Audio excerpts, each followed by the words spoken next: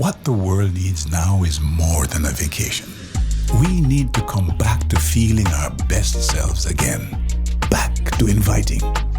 Back to caring. Back to life. Back to the little bit of Jamaica that's inside all of us. Come back to being lively again.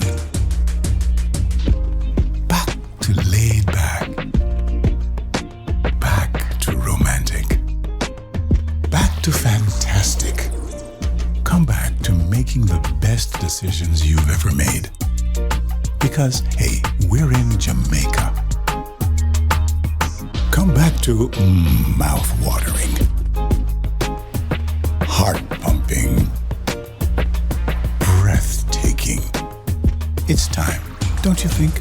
Come back to the vibe that comes alive in Jamaica.